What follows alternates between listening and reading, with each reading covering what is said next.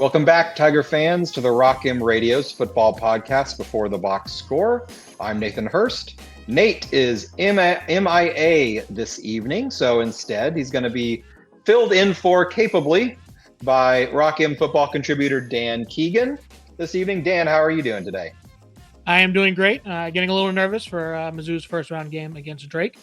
That's a whole different sport that I don't have any expertise in, but I'm still going to sweat it out. So if you're a Mizzou fan and not nervous for the upcoming basketball tournament, then I don't think you're actually a Mizzou fan. Or if you are, you're a very new Mizzou fan. So if that's the case, welcome on board. But I think we're all sweating it out a little bit, just because that's what Mizzou fans do and have been forced to do in the long suffering history of our fandom. So for this evening, we're going to switch it back to football for the most part. We're going to lead with a few news and notes from the spring practice, the few little tidbits that have managed to trickle out from the Iron Curtain that is Eli Drinkwitz's, kibosh on anything coming out. Then we're going to do something a little bit different, being in the spirit of the season. We're going to do a March Madness style bracket of our collective, Dan and I's top 8 things that we're most excited for the upcoming Mizzou football season. So we will kind of go through that bracket, pick who we think is going to advance, land on who we think is or what we think is the most exciting thing about the upcoming season, and kind of close it out from there. So first, news and notes. Thanks to Rock M reporter Matt Gustafson. He's been hard work on the beat during spring practice, been attending whatever they're allowing him to attend, which isn't a ton, unfortunately, but he's there when they allow him, getting some nuggets, some little news. And so first on the docket this week coming out is a little more information on the offensive line. So who's been playing where, who seems to be getting a few more looks at specific positions. We know that there are 3 open holes on the offensive line: left tackle spot, right guard spot, right tackle spot, all departed in the offseason. We know Keegan Green is returning in left guard, and it sounds like from Coach Brandon Jones, Keegan Green's pretty much cemented in that left guard spot. There was some talk, even when he first transferred over, that he might, compete for that left tackle spot, but it sounds like he's really found his niche there at left guard, so he's pretty locked in.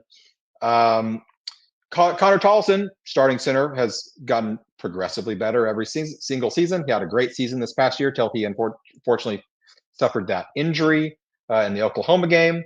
It sounds like with him still recovering, he is not a full participant in spring practice as he's recovering from surgery. It sounds like Michigan transfer Dominic Jadis, if I'm saying his name right, I think it's Jadis. He's been filling in at the center spot, which I think is a good sign that we're going to have some depth there, which we did last year. We didn't think we necessarily maybe did, but it turned out we had some depth there. Dan, what do you think? Having someone from such a high level program, even if he doesn't earn that center starting spot, like the fact that he's seems to be the starting fill-in at least at this point for center while Tollison's recovering. Yeah, I think this might be the least surprising bit of the personnel discussion. It seemed pretty straightforward that you would want to go get a veteran replacement at center for Tollison's year in case he didn't come back at full strength. The injury was pretty late in the season, and it was pretty devastating injury too. I know, knees are a little less important for an offensive lineman as for a running back, or a receiver, someone making a lot of open field cuts, but still it's pretty critical coming in and out of the stance, banging against SEC defensive linemen. So it wouldn't surprise me at all if Tollison in his final year on campus is never really at that level that he was the previous 2 years. So getting a veteran guy from a winning program is good. I'm a little worried about the overall caliber of the 3 transfers that look to be taking spots. Just I don't think you grab high level starters at this league in the transfer portal as schools around the country tighten up their NIL and this new era becomes a little more mature in terms of schools having a better handle on being able to keep the guys they want to keep. I don't necessarily think you go out and get 3 starters So just the overall level is a little worrisome to me. I do think the center position, Jadis in for Tolleson, straight up 1-1 makes a ton of sense though. I do hope that the line at its best would be Tolleson coming back at full strength, and on Labor Day he's the guy lined up over the ball. For sure. And it sounds like he's on track to be there by the time Labor Day rolls around. From everything that they've said, he's recovering on a pace that would get him there. But at this stage, I mean, he's only 3 or 4 months out from major surgery, so he's not full contact, nor should he be. So we'll keep our fingers crossed that he's up and running at full health by that point. But it's nice to see that we've got at least someone that's experienced at the position at this level of football that that can fill in there. It kind of sounds like Jadis will find his way onto the line somewhere, even if it's not at center. Probably at that right guard spot he could kick over, or if they kick Tolleson over, I don't think that would happen. Tolson's always been a little undersized, so I think it would be Jadis much more than him scooting over to the right side if Tolleson is able to fill that spot. Speaking of those other transfers, sounds like Wake Forest transfer Keegan Trost, who did start, I think, at least 10 games for Wake Forest last year. He's been taking the majority of his snaps at the right tackle position. Now, that doesn't necessarily mean he's taking first team snaps, or if they even have first or second teams at this point. Really impossible to say because no one's there to see it. But it seems like whatever team, whatever level of the depth chart he's going to end up on, it's going to be at the right side. And then it seems like Johnny Williams the fourth, who of the 3 transfers, he's the guy I'm the most high on in terms of his overall ceiling, because he's coming in as a sophomore, started the last several games for West Virginia at their left tackle spot as a freshman, or as a redshirt freshman, which is a good sign in terms of his talent level. So he's been playing both sides of the line, but it seems like he might be trending towards having the lead in on that left tackle spot of all the guys so far. So I mean, at this stage of the game, and that's one of the things that made grabbing Caden Green in the portal last year so unique, is that you don't get such a top level offensive line shoe-in starter in the portal these days anymore, at least not without shelling out tons of money. But teams have figured out how to keep those guys by giving them money at their own place to keep them there. So that's how it is. Beyond Caden Green, Marcus Bryant is a type of guy, a left tackle starter that you just don't see in the portal, and we really didn't see that level of player in the portal anywhere in the country this year as well. A few other names that Coach Brandon Jones mentioned that were seemed to be kind of bright spots in spring practice. Logan Reichert, unfortunately, seems like he's been nicked up a little bit with some injuries, so he hasn't been able to be on the field as much as they had hoped. He was a guy that I think a lot of folks had hoped would take that next step and maybe try to win that right guard spot, and maybe he still could. But he's kind of been nicked up this spring. But Brandon Jones was saying Tristan Wilson's had a good spring, Curtis Piegler, and then Javid Richardson, who kind of finished second, and it seemed like barely second in fall camp to Marcus Bryant in the left tackle spot. So I wouldn't be shocked if Richardson really gives Johnny Williams a run for his money for that left tackle spot.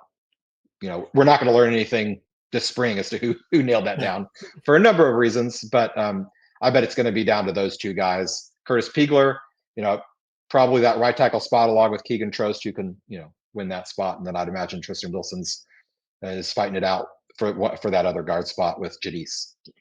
Yeah, it should be noted that all of these nuggets are, not coming, even though our man Matt is doing incredible work there on campus and his reports on the site have been great.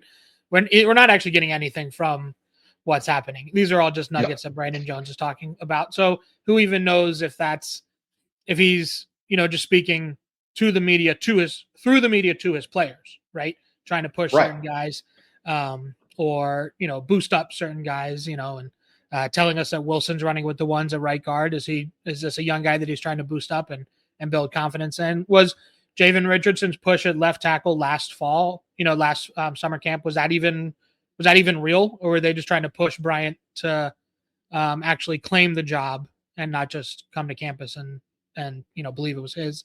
All those kind of things and has to go into it when you're listening and breaking down coach speak. So great point. It's he said at this point because they're not letting us into practice.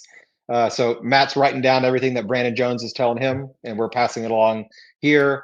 But as you said, it could the offensive line could be 5 different guys. Well, we know Caden Green's going to be in there, but it could be 5 different guys. I mean, for all we know, Ryan Jost is kicking ass, and he'll be the guy. Sure. He'll be on there. We don't know. But Jones didn't mention true freshman who's here for spring, Henry Fanuku, out of 4-star out of Texas.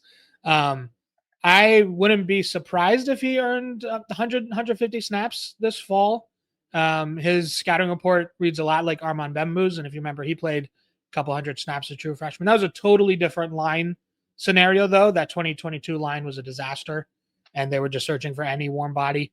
But still, it wouldn't surprise me to see Fanuku, scrap up some interior guard snaps. So that would be great. I mean, just for the signs of his development and talent level, if he's able to earn that spot. I mean, even if it was because of injury, he would still be beating out some guys older than him on the roster to get there. So that's how you build a good line is bringing in, blue chip recruits and playing them, not portal shopping every year. So if the guys coming in out of high school are going to play, that's how Missouri keeps a great line year over year. No doubt. Yeah. Moving on to defensive line, a few less notes or things of interest that I found anyway, based on Matt's reporting. Excuse me. It seems like Elias Williams, the defensive end from Florida, who was a freshman last year, he redshirted. I don't think he ever saw the field last year. He's moving from defensive end to defensive tackle, which is interesting. He was always kind of on the bigger side for defensive ends, and so it seems like he's not shrunk any in the strength and conditioning program at Mizzou, and has built up enough bulk to move him to inside, which I think is interesting. I mean, if he's already got the kind of pass rush acumen that made him a 4-star out of high school, and a guy that a lot of programs wanted, moving him to defensive tackle, I think could be exciting, even if he could find the field, maybe not on every downs, but on pass downs, if he's got that quickness and ability to rush the passer a little more than a typical defensive tackle. Yeah, I was a little surprised by this note when you shared this with me, because I thought that he already was a defensive tackle. And so I looked it up on PFF charting. He played 10 snaps last year between the Murray State and the UMass games. And all 10 were on the interior. So even if he was listed as a D end, I think in the room, he was in the defensive tackle room. So maybe this was a move they've already been working on and just have verbalized it and publicized it now. Yeah. I kind of thought Eddie Kelly might move inside. I thought he's a pretty big guy. He's not a great run stuffer, though, so maybe he could play that kind of third down pass rusher on the interior. Doesn't seem like there's much talk about that. And then maybe that was just that's what I would do in my NCAA dynasty and not actual reality of real people, but For sure. And the other, and this is more of a question that I had, and I'm interested to get your thoughts, but the coaches were asked, why not bring any portal talent on the defensive line, the interior defensive line this season, because they have in recent years. They brought in Chris McClellan last year, Sterling Webb last year, and they said that they're more focused on developing the guys they've got, Marquise Gracial, than the McClellan and Webb, who are already transferred in. This was the only position group on the roster that they didn't supplement in one way or another, minus, I guess, the kicking spot. Every other position group they brought in at least one player for. What do you think? What they're telling the truth, or do you think they tried to get somebody and just never landed who they were going after? I mean, I would say it's probably a whole little cocktail of everything, right? They probably like who they have. They probably didn't like what was out there, but they probably made a push for some guys and didn't get them. So that would be my guess. I don't think it's anyone, somebody stood up and said, we don't need a single body in this room. Let's not pursue it at all. I don't think that happened. I don't think they went out and chased 10 guys and whiffed on all of them either. So I think it's probably a little bit of everything. I don't think an extra veteran body would have hurt. Maybe they'll grab one in the spring if one opens up, but like we said at the top, like the schools are just better at managing in-house NIL, and there just isn't as much talent available as there was, 2 years ago when they were able to rebuild that defensive tackle room, 2021 to 2022, right? Landry, Christian Williams, a couple other guys. So that kind of like full rebuild of a position isn't really available anymore. Yeah, and that's an interesting point. I agree that I think teams are doing better and or focusing more resources on both lines, on the interiors of keeping the talent that they have, because as you said, it is so hard. If you were to lose a couple guys, then you have to replace them, and it's hard to do that, and it's expensive to do that. It seems like, at least in this most recent cycle, a lot more skill position players moving around, quarterbacks moving around, wide receivers moving around, running backs moving around. Much fewer of the offensive line, defensive line, interior players. And I'm wondering if it's because teams are doing a better job keeping them, or is it the skill level players that know they can go out and get more, and so they're more willing to jump into the portal because a quarterback could bring in a lot of money these days, and they're just more willing to try it out. I'm not quite sure. Yeah, it's a good question. So it's something that will require much larger sample size of transfer portal cycles to determine what the overall trends are. I mean, we're still all infants, and it's trying to just figure out how this whole thing works. The coaches still don't know how it works. The players still don't know how to work. So we're all blind leading the blind. One last note for spring practice. So we've had at least one player earn their number. If you recall, the Eli Drinkwitz's big thing is newcomers, whether they're incoming freshmen or transfers, have to earn their jersey number, and whatever process is very opaque and hard to grasp. But Kevin Coleman, the wide receiver transfer from Mississippi State, has earned his number. He has chosen an interesting number, the number 3, which is the same number of the guy he's coming in to directly replace. Now, number 3 was Kevin Coleman's number at Mississippi State as well, so it sounds like he's always worn number 3. Regardless of who had it before him, he would have picked that number anyway. But it is interesting. It's going to be it's going to be very natural to see a wide receiver in the slot with a number 3 on his jersey. Hopefully, he has as much success as his predecessor did. Yeah, I think for casual fans or maybe national fans tuning in from Missouri and seeing a 3. Taking a little screen and wriggling away from a couple guys and turning it into a 15-yard gain. I think that's going to look right at home. It is interesting. You can't not talk about these two guys together. Yeah, I mean they competed against each other in high school. They were kind of 1A, 1B in terms of coming out of high school, top ranked, highly ranked receivers. So yeah, their names are going to be always linked now, especially now that they have that Mizzou number 3 tie. When asked about picking number 3, Kevin said, obviously he wore it in the past, and that's his number. That's what he wanted. But he also said St. Louis or number 3 is a St. Louis number, or he wants to make number 3 a quote St. Louis number. And I don't really know what that means, but I think it's really cool branding. If someone wants to run with that, if Eli Drinkwitz wants to run with that and maybe make the best player out of St. Louis gets to wear number 3 every year. Is it like cool. Like LSU with number 7 or something? Yeah. So yeah, that'd be kind of cool. Our official St. Louis number 3 number, and maybe get a quarterback one day wears number 3. Let's get a defensive lineman who's a stud out of St. Louis wearing number 3. Incredible. That'd be if we could have Sheldon Richardson wearing number 3 in retrospect, that would have been pretty awesome. I had a thought. Isn't it kind of like I feel like Burden and Coleman don't actually beef. People have projected this beef onto them, going back to when they were both in high school. And maybe it's Coleman kind of saying there's no beef here. We're both St. Louis guys. We both play for Mizzou. We both wear number 3. We're alike. We don't hate each other. I don't know. I hope that's the case. I mean, I don't want any beefs. Certainly not among fellow Tigers. So it does seem like that. Whatever rumors of and concoction of beef seem to be overblown, whatever they may be, because there's never been any tangible. Yeah, I mean, I'm doing my Italian hands too, but there's no tangible evidence of that. So hopefully this is further signs that if there was ever anything, it's all water under the bridge now anyway. And I'm sure he's not walking into this clubhouse and talking trash on.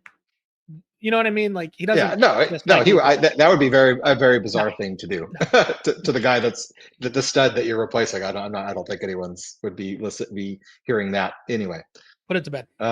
Right. So thanks to Matt Gustafson for those news and nuggets. There's a couple more days left of spring practice, so check out Rock M Nation for any final notes that come out of that. Unfortunately, as we discussed in the last episode, there will not be a spring game to culminate all the practices, which is a bummer. Still not completely over that change, but we'll adapt eventually. We'll move on, but it'll just kind of be a final practice, and then they'll be done until the fall. So that's all we got for now. But keep an eye on Rock M Nation for any final notes that come out of spring practice. So moving on to the next order of operations, being March Madness. We're recording this on Tuesday before the tournament starts. So it is the season of brackets.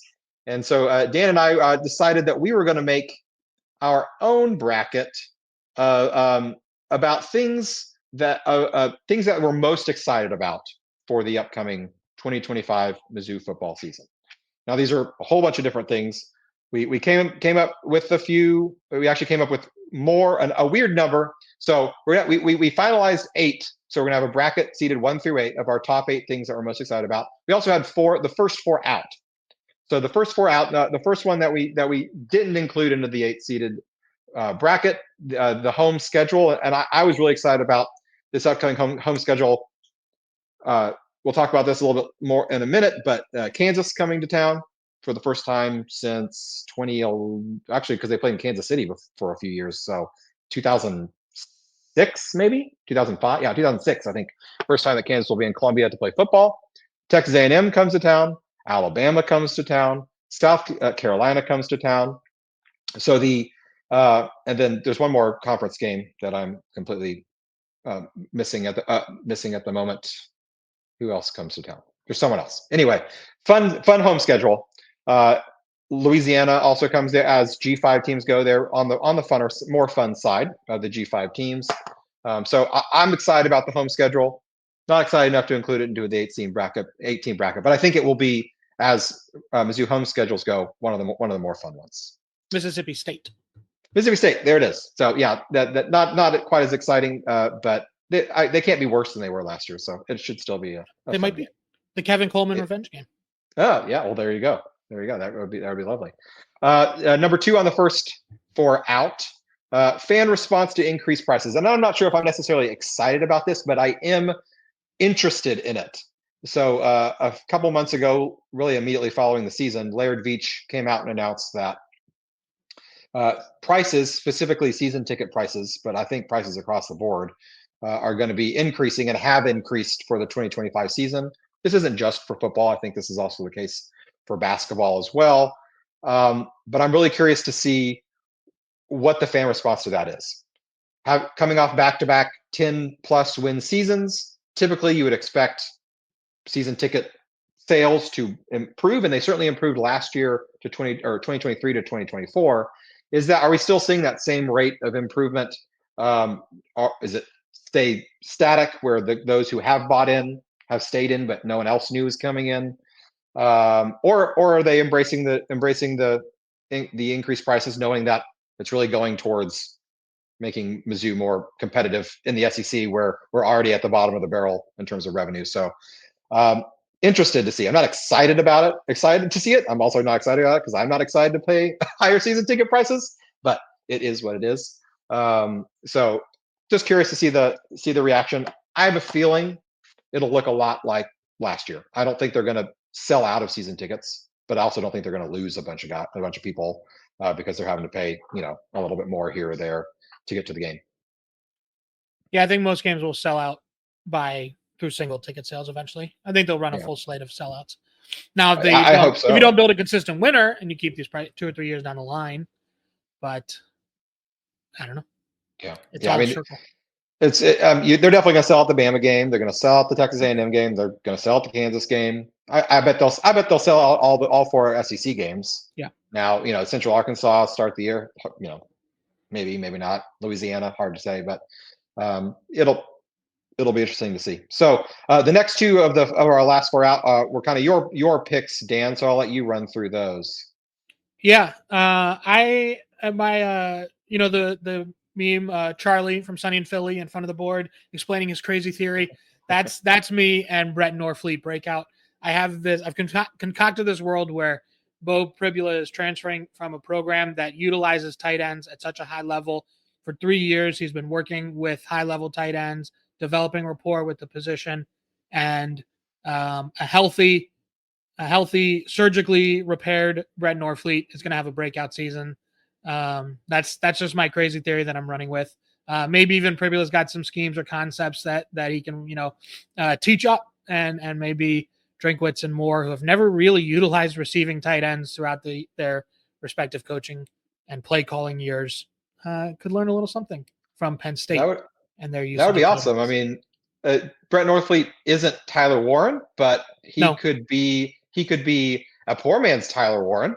If they use, and I'm not saying they need to use him as a running back or as a fullback lead blocker, which he actually does quite a bit of H back blocking, but he's a perfectly capable and catcher of the ball and a very good athlete for his size. Even if he's not Tyler Warren, you don't have to be Tyler Warren to be a really good college tight end. So I would love that. I am a huge tight end guy in the offense, and I've been dying to actually see them used in a way that would help the team better. And maybe they can do something other than just that little red zone seam and then that little boot in the flat on the scripted drive. It's basically those two usages for Norfleet, I feel like. So big year for the big ginger. And then my other one is Blake Craig. I think he's gonna have a really good year. The fact that they didn't even push him at all. They know what they have in terms of talent. Some of his things that Drinkwitz asked him to do in September was borderline malpractice. That one kick down in College Station, what was that? And I think it messed with his head. And I think by the end of the year, you saw somebody that was developing confidence. The bowl obviously was incredible. And I think there's a lot of talent there. And it's such a mental position that another full offseason, in the driver's seat, will get that consistency and that long mid-range kick. And you're going to have one of the best kickers in the country this year. That's truly what I believe about Blake Craig. I hope so. I agree with you that his usage as a true freshman was bizarre at best. It was kind of seemed like early in the year that Eli Drinkwitz didn't know that Harrison Mevis was gone and had just lost a lot of weight. Right. And it's Ozim kick, as he was called. But I think eventually he figured it out. And that's not how you bring along a freshman kicker whose confidence is not going to be right there. I think Harrison Mevis, who did have that kind of confidence as a true freshman, that he's not the norm. He was truly a one of a kind character, and most college kickers are not that. So we saw the talent. He's got the leg talent. He can kick it from 60 yards just like Harrison could. It's just getting him to that consistency level, and he's got it in him. So I'm right there with you. I think we do see a better version of him for them. He attempted the most field goals in the country last year, I believe. If he didn't end the season that way, he was just because of the playoffs and all that. He was right near the end at the regular season, was at the top of the country in attempts. So you're not talking about a guy who had 8 attempts and missed 3 of them. He had a full season. He's ready to apply it and become a great kicker. Yeah, I'm right there with you. So those are our first 4 out. So into the actual bracket here, we seeded at 1 through 8. So starting first seed, this shouldn't be a surprise to anybody because both Dan and I came together separately with our top seed, and that is the return of the border war. Mentioned it's been since 2006 that Kansas has stepped foot on Faurot Field. I think that is the correct number, 2006, because starting in 2007, they played in Kansas City. And the first time that these two teams have played football in any location since 2011. So that's, my math is correct, 14 years. It's long since due to get those ugly birds back on the football field and beat them to a pulp, as God intended. Can't be more excited. I'm so glad we got the first round here in Columbia for a number of reasons. First and foremost, that it's good to kick it off here. The second is that I think Kansas is going to be fairly tough this year on the road. I mean, I think we'll be fine playing them here, but it would not be an easy road game based on who they have returning this year. So, Border War #1 seed with a bullet. Yeah, Border War was first in KenPom. It was first in the net. It had all the quad one wins. They were the 1 seed pretty easily. They're gonna win their 8 seed battle. I'm gonna wait till we're gonna let Cooper Flag rest on the bench for the Border War. I have a big gun to insert in their lineup that they might need for a closer matchup. All right. So, so yeah. Speaking of the first round game, they're going to take on the 8 seed, which is the new look offense. So I'm quite excited to see how this offense looks different in 2025 than it did in 2024, 2023. And the big reason for that is the complete overhaul in the talent. I mean, we just talked about the offensive line. At least 3 new starters on the offensive line, a new quarterback with a different skill set, some similar skills, but also a different skill set. New receivers, new running back. So across the board, I mean, minus the tight end and 1 receiver, and that's about it. This is going to be a very new look offense. So does Kirby Moore come up with anything different? Was his scheme drawn up for a Brady Cook offense or a Luther Burden offense that can look different or will look any different this year than it has in the past? Now, we've kind of come to expect a few things from Eli Drinkwitz's teams that I think are never going to change. We're always going to see the zone run, the wide zone run. We've begged him for more tight ended usage. We'll see if that happens or not, but it hasn't up until now. I'm just very curious to see how that new look offense looks. But because there is a possibility that new look offense isn't wonderful to watch, we're gonna advance the Border War pretty emphatically on to the next round. Yeah, the only thing for me for the offense, the personnel is going to be obviously radically changed. I still kind of feel like they're mostly going to do the same thing. Like you said, Eli is going to do what Eli does. Josh Manning can probably do a pretty good Theo Weiss impression. Kevin Coleman is going to do a Luther Burden impression, apparently. The only thing would be schematically is if Beau Pribula is a starter, does he bring a little more juice to the quarterback run game, the designed quarterback run game? Cook obviously was a very fast runner, but he didn't always seem to have the greatest vision and seemed to often just kind of run into piles a lot, especially on some of the times when they'd use him on shorter runs. So hopefully Pribula can bring a little more scrambling and effective running at the QB position.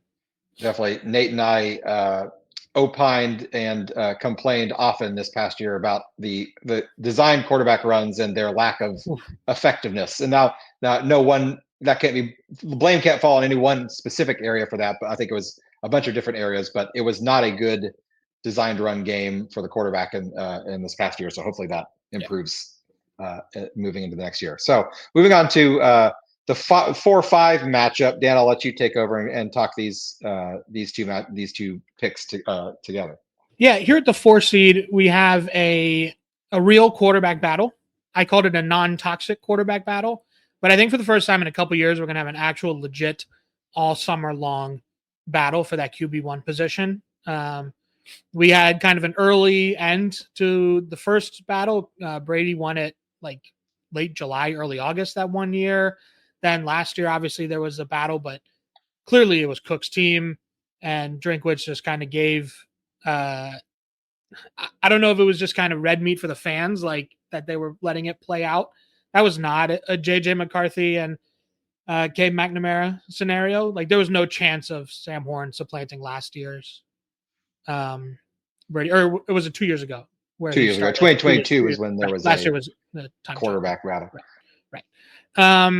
And I think something about Brady Cook, like pissed off like 20% of this fan base for some reason, and they just could never handle him as the quarterback. And just was always very toxic, at least online. They booed him at the K-State game. So in real life, too. It was in person. Something about him just drew people's ire. Yeah. And a very small, angry, loud portion of the fan base could never really get over Brady Cook being the quarterback.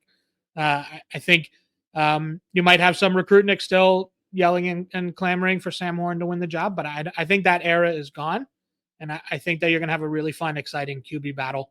I think that's fun. I think that's exciting. And it's a true unknown, and it's going to make fall practice reports really fun. Sure. And I mean, you could say, it'd be easy to say, oh, it's Bo Pribula's job. Shoo-in. He's the guy that came in. They just paid him a lot of NIL money to come in. But people forget Sam Horn is also making a lot of NIL money. Yeah. So I don't think Eli Drinkwitz cares necessarily which one wins, as long as one of them is significantly better than the other one. And I have my thoughts as to who is or who will win, but at least there should be a legitimate comp. The 5 seed is kind of an offshoot of the home slate, but it's really 2 games in particular, and that's Texas A&M at home and South Carolina at home. Both of those wins chap me, probably chap you, and chap most of the fan base and the team, I would assume. Obviously, they came about in 2 very, very different reasons. Probably the biggest egg that Drinkwitz's team has ever laid at the program in Missouri. Given the stakes, so, for sure. Yeah. And then just a hell of a game in Columbia against a team that Drink had kind of taken Shane Beamer's lunch money for a couple years in a row. I think that program's kind of a Ponzi scheme. I think they come back to the pack this year, and I think they overachieved in all the ways people thought Mizzou in 23 overachieved. I think they truly have a lot of talent not coming back. Although there are 2 stars, there's 2 stars in the quarterback and Stewart on the edge. They're still going to be tough at those positions, but I'd really like to get those games at home. Those are a program you've developed a rivalry with in the SEC East when that was a thing. They organically built that rivalry between a lot of really close, tough games, and then the Mayor's Cup and all that. And then with A&M, you have an old Big 12 rival. So those games just mean more in a way that a Mississippi State or a Kentucky doesn't always kind of have that juice in this league. And it's good to get them this year, and it's good to get them coming off of losses, and I want those 2 bad. I want them bad.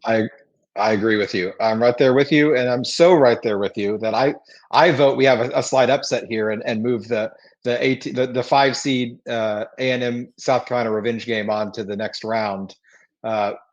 Just because, well, I do believe that there will be a legitimate quarterback battle. I feel like I already know who's going to win, so I don't know who's going to win ATM and the A&M and South Carolina games, though I know who I hope to win. So I would vote to move them along if you agree.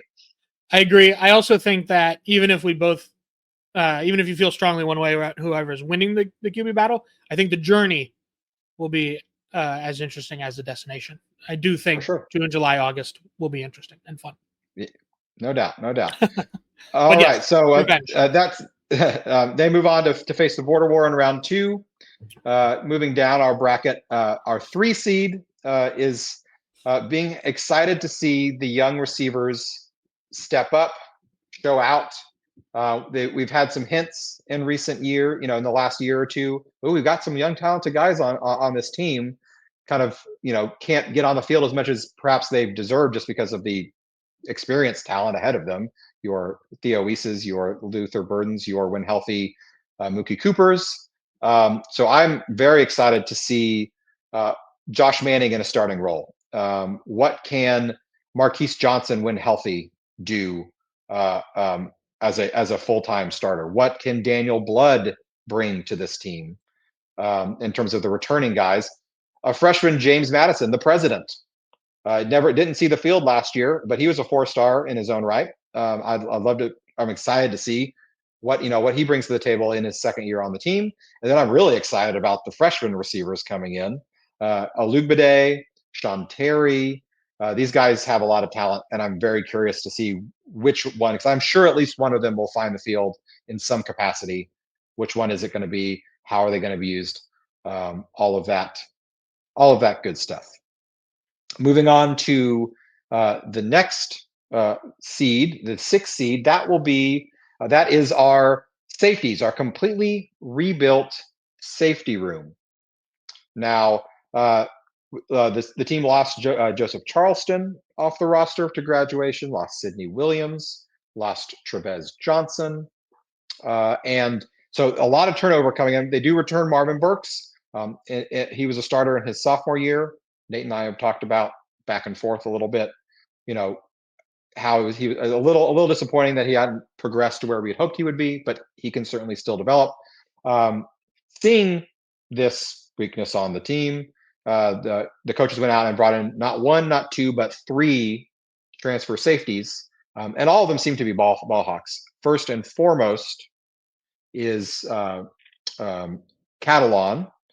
Jalen Catalan had 5 interceptions last year, 90 plus tackles as a free safety, which is just a nutty amount of tackles. Dan, thanks for hopping back on. We're talking about safeties now, our 6th seed. Jalen Catalan, first and foremost, the ball hawk in those of the safeties coming in. And then we've got the Northern Illinois transfer, and his name is absolutely eluding me right now. And maybe Dan, you can help. Santana Banner. Santana Banner, fantastic name. How could you forget a name like Santana Banner? And then I just hear Kevin Harlan saying it. Santana Banner. And then, of course, Mose Phillips from Virginia Tech, who's probably going to slot in more as the box safety star role, maybe back up Dalen Carnell this year. And then when Carnell moves on, he'll fill that role nicely in future seasons. So we've got young receivers versus ball hawking safeties. The rebuilt safety room. What are your thoughts on those two? Yes, right before I had a knock on my apartment door, I heard the name Donovan Olubude, and I don't know if you saw the clip that came out of camp today. Did you see his one-handed catch? I did not. It was on Mizzou's socials. It's a thing of beauty. It's a full extension. He's slightly ahead of Nick Deloach. He creates his own separation by his reach. One-handed grab, never pulls in his body, just snags it with one hand and keeps it out there. It was nice. I do think he's going to be a major part of the rotation. I think Sean Terry might factor in a little too on special teams, maybe some garbage time, fifth, sixth, kind of the role like Daniel Blood had on the team last year, where it's just like, a couple routes a game. James Madison, of course, we've been excited about his potential since he signed. And Josh Manning and Marquise Johnson ready for breakout role. I think it's a nice core that really complements each other in talent. That's my pick, although I feel like sometimes I'm driving the Jalen Catalan hype train. I'm so excited for him. And it's kind of going under the radar nationally. Catalan is like just such a high level of player to get kind of late in the cycle and fill out a room that needed a little bit of high-end talent. No offense to, the departed Trevez Johnson and Joseph Charleston and Sidney Williams. Those were,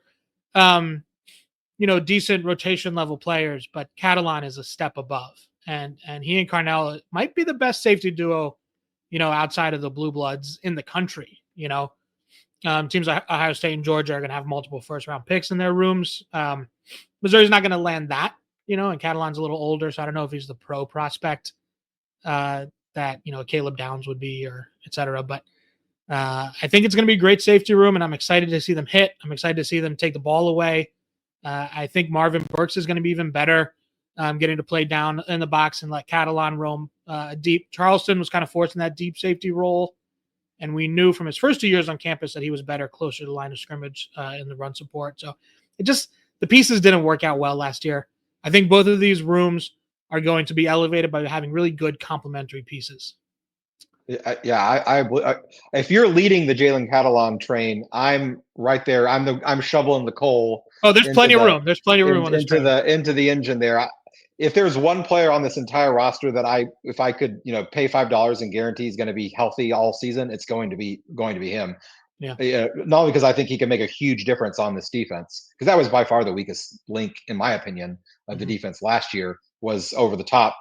And sure, some of the coverage busts were on the cornerbacks as well, but a lot of those mistakes could be made up for if your safeties were, doing what they needed to do and being where they needed to be, and that's what Jalen Catalan can do. So I'm right there with you. That said, I think there's a lot of national college football fans that are going to be getting out their Phil Steele, in August and be like, oh yeah, Jalen Catalan, that guy, he's at Missouri now. I think that kind of went underrated in the cycle. Yeah, I definitely did. Definitely did. As excited as I am for Jalen Catalan, I vote we move the young receivers along, 3 seed, hold seed there. This is we talked so much about Drinkwitz bringing in all this young talent, but then covering them up with experienced transfers. Now he did bring in Kevin Coleman, but that's just one guy. There's the time is now for these young guys to step in because there's no one else. I mean, they are the unit at this point. Yep. So we're going to see them, and we're guaranteed to see them, and I'm excited to do that. So let's move along. We'll move along. Young receivers to the next bracket line. If I can get my ad hoc bracket work here, just so I keep track of everything. Then moving on down to our last first round matchup, 2 seed D-line Zoo, specifically D-line Zoo ends. We're excited about D-line Zoo ends. Tell us a little bit about why you're excited about the ends, Dan. I mean, D-line Zoo in its heyday was always really about the ends, right? I mean, there were some good interior players, but it was really about your Shane Rays and your Marcus Goldens. And I think that's coming back this year. I think this pass rush is going to be hellacious. I'm really excited to see what Darius Smith can do. Zion Young and Eddie Kelly are returning, and really good rotational players. Young, a pretty good run stuffer as a starter. The fact that he was Mizzou's Walker was good, but was second best pass rusher last year. He was never supposed to be one of your leading pass rushers. He was brought in to defend the run on the edge. And then, of course, Damon Wilson, all these young guys. I think we're going to see the Joker position that was much promised last year because of the injuries, and it didn't really fit Johnny Walker's skill set, didn't really fit Joe Moore's skill set. That Joker position, of course, is the boundary edge being used to defend the RPO, kind of dropping into coverage and disguising blitzes, letting you blitz a linebacker and or rush from an interior position on a stunt, things like that. And we didn't really see any of that last year. I think with the athleticism of these guys like Smith and Wilson, I think we're going to see a lot of Joker, and I think the position is going to be very, very deep for Mizzou. I agree. Very, very deep, returning a lot of guys. I mean, they lose Johnny Walker, but returning Smith, who basically is like a new player because they have yet to see him on the field. He's the guy I think that they had always planned on being the Joker. And when he went down, that whole plan went out the door. So yeah, very interested to see how that plays out with him on one side, with Damon Wilson on the other side, 2 former Bulldogs rushing the passer together once again. I'm very excited about that. And so that's the 2 seed facing up against the 7 seed. Playoff push perception. What are we thinking with this in terms of what we're excited for? Okay, so this one is a little more intangible. It's not strictly a personnel thing like some of the other ones or a schedule. It's just kind of going to be the vibes of this season. 2023 was so magical in that run came not out of nowhere. Some of us knew that a pretty good roster was brewing in Columbia, but the 10-2 came out of nowhere, and the 2 close losses and the demolition of Tennessee. It was really just a rocket ship that season, right? And if there had been a 12-team playoff bracket that year, how fun that would have been to just break in that conversation and then be a part of it and then grab a spot. Obviously, we thought that would be the case last year, and it didn't work out that way. The team wasn't truly that much worse. They were still in kind of the same SP plus neighborhood. They still went 10-2. It just, or 9-3, obviously got the 10th win in the bowl. It just didn't feel the same at all. The crush of expectations meant that 2024 just hurt, and the losses were just different and so painful. I think this year is going to be a little bit of a return to 2023, right? It's a team that's going to be overlooked in the national media, and new quarterback, Burden and Membu gone, a lot of changeover on defense. I think probably for the better. I think it's an overall better defense, and no splashy coordinator hires, nothing like that. I think it's going to be a team that people think, might be bottom half of the AP poll, and I think a run, a good year is just going to feel a lot more fun, kind of like that 2023 season. And the overall fan expectation and fan ride is going to be a lot healthier and more less chaotic. I don't know how to put it. Felt so deflating last year at times in ways that other seasons with high expectations tend to do. And then finally, the national media, I think, will kind of embrace a Missouri team having a third straight good year that's, not seen as not meeting expectations and is seen as punching towards good performance. Does that make sense? It does. It does. I agree that the amount of pressure and stress placed on everyone associated with Mizzou football, whether that's players, Right. coaches, fans, is going to be way less because the expectations are way lower. And even when you're winning and the pressure's high, it doesn't feel it's not as fun because you just gotta clinch and you just feel clinched the whole time. Even in games that Mizzou won this past year, we always had something to nitpick about. Like, okay, they didn't beat Boston College by as many points as they should have, or the defense gave up two Vanderbilt. The defense gave up two deep shots, or Buffalo. We shut them out 38-0, or 34-0, but still, there were things to whine and complain about. We didn't have any big plays or whatever, whatever that may be. So those complaints are going to be way less this year. If Mizzou goes out and beats Central Arkansas 38-0 and shuts them out, it's going to be, the talk will be, oh, great, the defense shut them out. Oh, whoever the new quarterback is had a good debut. Right. It's going to be positive things as opposed to negative things. So I'm right there with you. Does that mean, picking this one into the bracket, does that mean you're expecting another 10-win-ish season for 2025? No, I think D-line Zoo resurgence is the pick here. Is the pick here. So while it'll be more positive, a more positive overall season, we may not reach the heights that we did in 2023 or 2024, but at least it'll be healthier while we get there. So I agree. Let's move on. D-line Zoo to the second round. So let's puts us back up to our Final Four matchup. First seed Border War against the 5 seed Texas A&M South Carolina revenge games. As much as I really want to beat Texas A&M and I really want to beat South Carolina, I really, really want to beat Kansas in the Border War. Yeah. And so no matter how sweet that revenge will be, the Kansas win will be even sweeter. Yeah, this is two schedules matching up. Virginia playing Tennessee in the Final Four. This is a not a stylistic clash. This is the same two teams. The two schedule picks, it's Kansas easily. 2 doesn't beat 1 here. This is a historic game for the program in modern years versus 2 games that I really want. The historic game takes precedence. I think that Dennis Gates has said it himself. He did not know what to expect with the first Border War home game, which would have been 2022. Yes, his first year. Yeah, and they got pushed off a cliff by Bill Self. I hope Drinkwitz kind of understands, having seen a couple of basketball games, what this game means, because this game matters a lot. Yeah, I'm sure he has seen and has been told. I'm sure he was in the building at Mizzou Arena this year when the Tigers took down the Jayhawks, and saw the utter joy on the faces of 15,000 screaming fans, and thought, I can do this in front of 65,000 or 60,000 screaming fans in a reduced capacity stadium in 2025.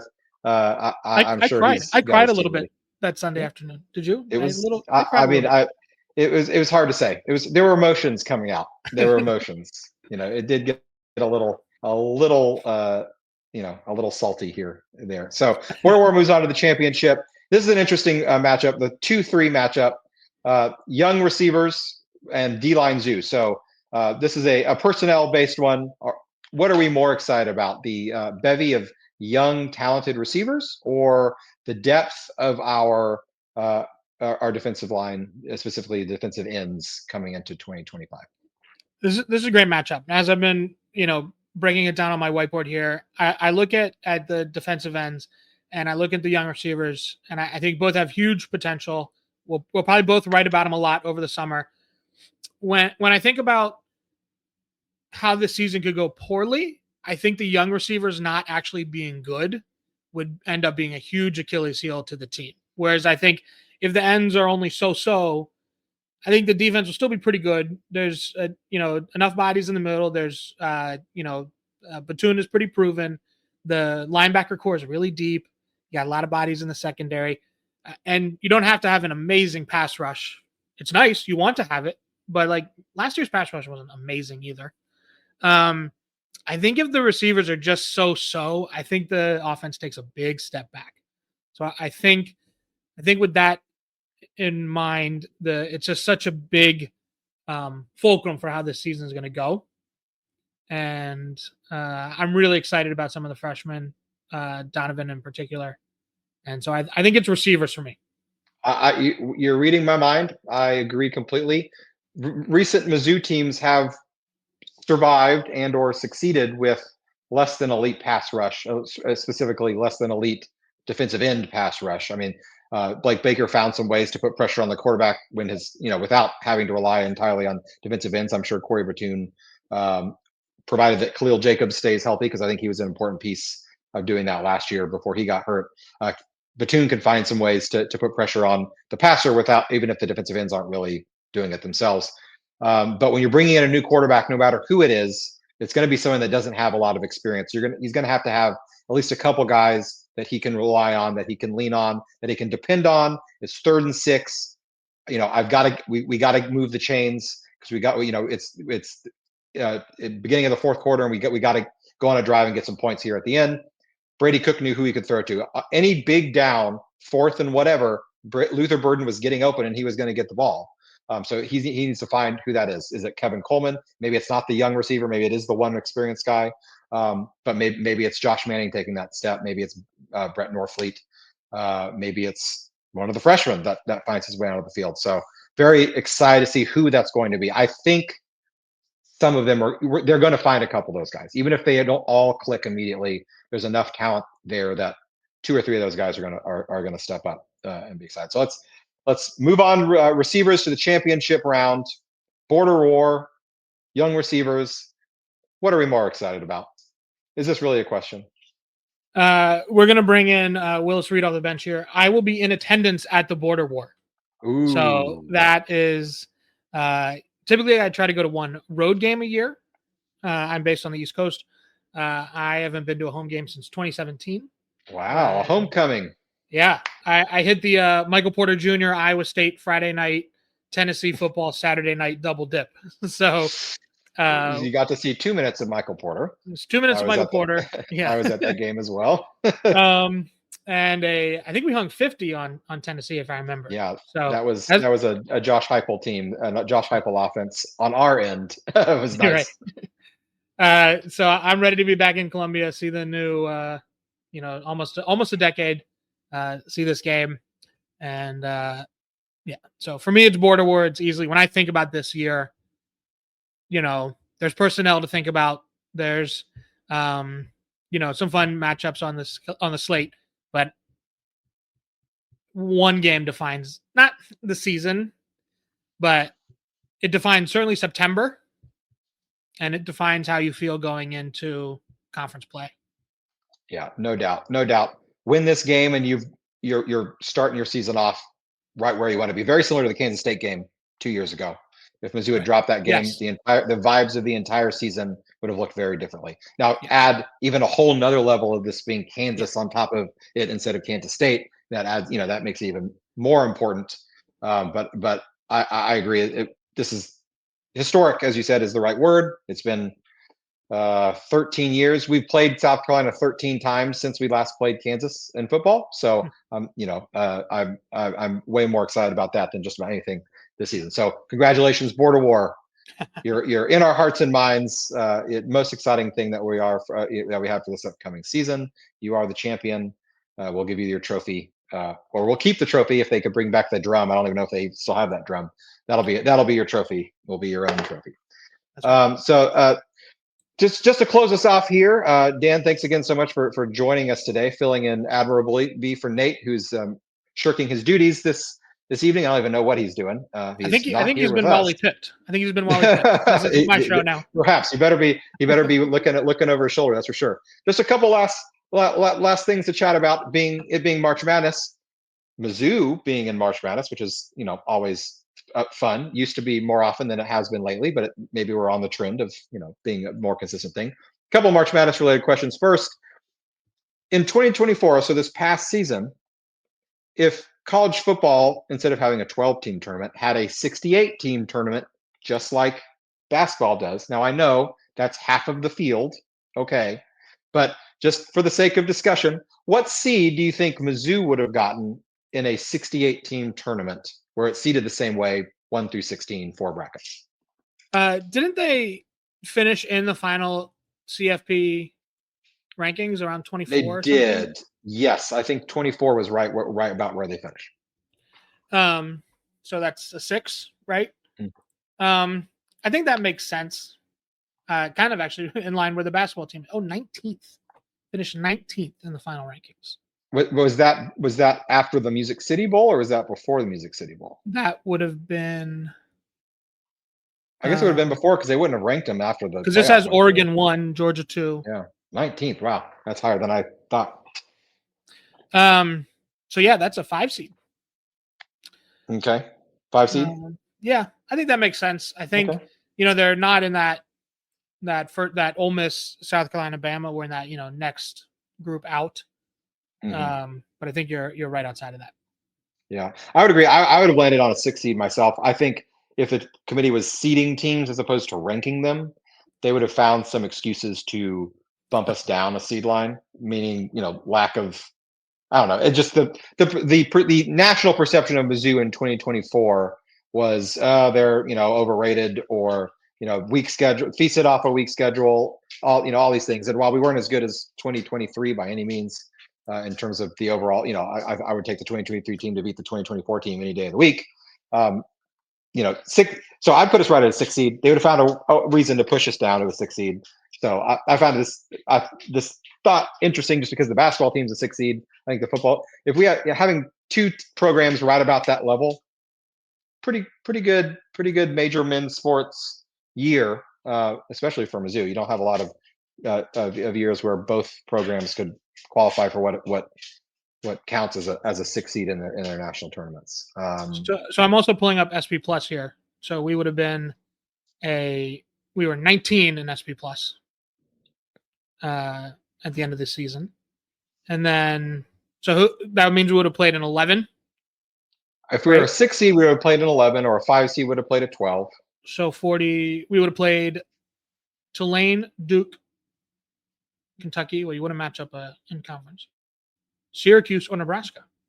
Okay, and actually, Nebraska would have been a nice matchup. I would have not enjoyed a matchup with a Tulane or a Syracuse or Duke. All 3 of those teams are very good teams. Now, we probably would have gotten that game at home, I would imagine. So I'd feel a little bit better about that. But those are kind of, maybe not Duke as much, but Syracuse could really move the ball in the air, and we were not great at stopping that. So fun things to talk about. I'm not a proponent of expanding the field to 68 teams in the football tournament. That'd be a little excessive, but what ifs are fun. Just to close us out, any Mizzou basketball tournament projections for us? I know you're nervous. I'm nervous. If you're a Mizzou fan, you should probably be nervous. I've been devouring Rock M plus the premium forums basketball content. It's the best Missouri basketball content out there. I'm not just saying that because I'm a company man. What the Matt Harris and Matt Watkins and Sam analyze and break down and put on those forums for the premium readers is incredible. I get smart about basketball every time I read one post from one of those guys. And as a football guy, I really appreciate that. And Matt Harris is becoming quite optimistic, it seems, about this matchup. I think he really thinks that, Drake, won 30 games, and I'm fully just parroting him at this point. I'm not a knower of ball when it comes to basketball, but the Missouri did play a couple rock fight games, slow, low possession games like Drake likes to play. They went 6-2 in those games and did well. He thinks that they'll put pressure on the rim, and that Drake won't be able to compete with how Missouri can do that. I am becoming optimistic. I think if you remember last year's tournament, McNeese was a huge popular, like 30. I think they were 30-3, also a pick against Gonzaga, and they wiped him off the floor. So I think it might be kind of a similar thing where everybody's picking Drake. And it's like, oh, right, these are eye level Ken Pom, 15 top 15 type team, and they just actually can't hang. So I am becoming more and more optimistic each day. Catch me 20 minutes before tip off, and I'll be as low as as pessimistic as I'll ever be. So Yeah, I'm the same with you. I when I first saw the Drake matchup, I was like, "Oh no, they're good." I'd seen them in the Missouri Valley tournament, winning that. Knew they had won 30 games. Knew they had former Northwest Missouri State coach Grant McCollum there, a very good coach as well. They were a very well coached team. Um, my low info opinion is if Mizzou plays their B game, they're going to win. Meaning, can Caleb Grill hit a few threes? Can Mark Mitchell do what he's been doing the last half of the season? Then Mizzou's going to win. So we're going to hope that here come at least B team Mizzou show up, and we'll move on to the second round. After that, who knows? It's a coin flip if at best beyond there, but we'll root for one win and take it from there. Yeah, one day at a time. One day at a time, survive and advance is the motto. Well, that does it for today. We'll check back in here in a couple weeks, barring any breaking news. And at this point of the year, you really don't want any breaking news for college football. But barring any breaking news, we'll be back here in a couple weeks. Until then, you can follow the show at Rock M Radio. You can follow me at Burst to Hurst. Dan, where can the good folks find your work? I'm off the Hellscape, formerly known. I've tried to cleanse that out of.